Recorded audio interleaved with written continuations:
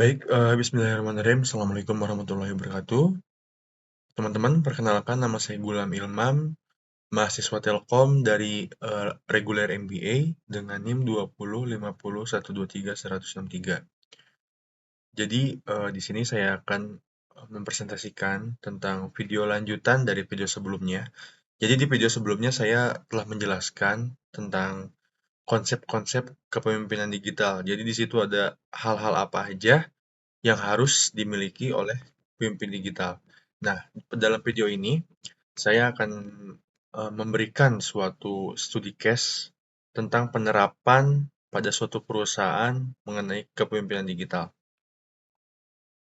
Nah, pada case kali ini saya akan memberi suatu contoh perusahaan yaitu Netflix. Jadi sebelum saya menjelaskan terlebih dahulu tentang apa isi dari video saya, di sini saya akan memberitahu kepada Anda profil dari Netflix. Jadi Netflix ini adalah suatu perusahaan berbasis digital yang bergerak pada layanan streaming video dengan berbagai konten seperti film, serial TV, dan dokumenter. Nah, Netflix ini berdiri pada tahun 1997 oleh dua orang yang bernama Reed Hastings dan yang kedua adalah Mike Randolph. Dan Netflix ini telah beroperasi di sekitar 190 negara di dunia. Dalam perjalanan bisnisnya sampai menjadi top global industri di bidang penyediaan film, tentunya Netflix mengalami beberapa permasalahan dalam perusahaannya. Nah, dalam situasi ini, seperti ini penting bagi pemimpin dalam mengambil keputusan agar perusahaan yang dia pimpin ini dapat sustainability. Jadi sustainability itu adalah dapat berlanjut. Nah, oleh karena itu, di sini saya akan membuat video presentasi yang berjudul Pengaruh Kepemimpinan Digital Netflix dalam mengatasi permasalahan yang berada di perusahaan Netflix. Jadi di sini saya akan menjelaskan mengenai permasalahan-permasalahan apa yang dihadapi oleh Netflix. Nah, jadi yang pertama permasalahannya adalah persaingan dengan platform lain. Jadi seperti yang kita tahu, Netflix ini bergerak pada bidang streaming film. Tapi dalam bidang itu, Netflix bukan satu-satunya perusahaan yang bergerak di bidang tersebut. Jadi ada beberapa kompetitor-kompetitor Netflix yang memang dapat mengganggu atau dapat menjadi ancaman oleh Netflix sendiri. Nah, jadi Netflix ini mereka harus bisa memenangkan atau bisa mengambil banyak pelanggan agar pelanggan tersebut dapat memilih Netflix gitu. Jadi yang kedua adalah fluktuasi pelanggan. Jadi pada permasalahan kedua ini banyak sekali pelanggan yang berhenti dalam memakai aplikasi Netflix. Nah, kemudian yang ketiga ada bidang teknologi dan infrastruktur.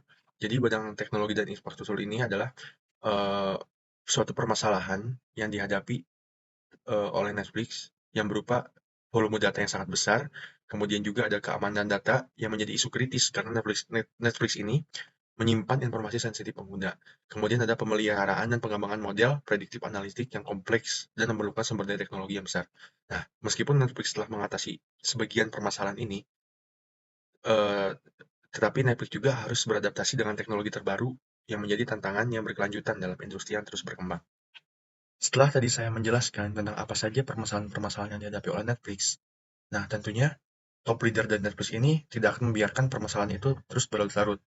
Nah, mereka pun berpikir bagaimana permasalahan ini dapat secara terselesaikan. Nah, oleh karena itu, di sini saya akan menjelaskan beberapa obat atau solusi yang dilakukan oleh top leader Netflix untuk mengatasi permasalahan yang dihadapi oleh Netflix.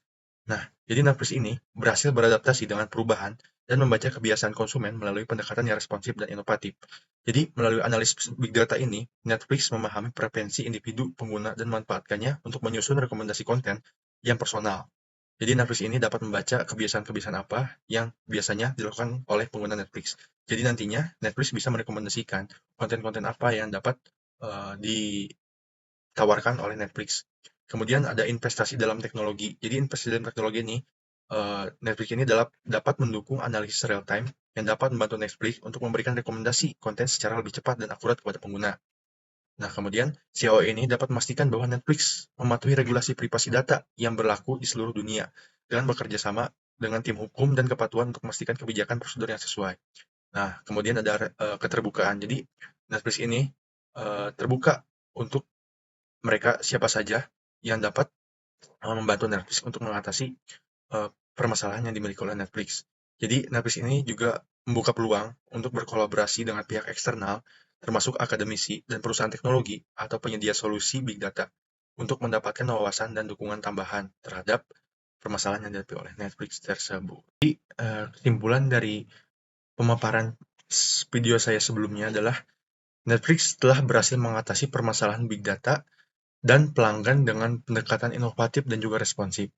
Nah, dengan investasi dalam infrastruktur big data yang kuat, Netflix mampu menyimpan dan menganalisis volume data yang besar, dan menghasilkan rekomendasi konten yang personal dan meningkatkan pengalaman pengguna secara signifikan. Nah, jadi oleh karena itu dan oleh karena solusi yang tepat dan juga solusi yang responsif seperti itu, jadi sampai saat ini Netflix menjadi leader atau pimpinan dalam bidang streaming film dan video. Nah, mungkin itu saja video presentasi yang dapat saya sampaikan. Kurang lebihnya mohon maaf. Wabillahi taufiq wal hidayah. Wassalamualaikum warahmatullahi wabarakatuh.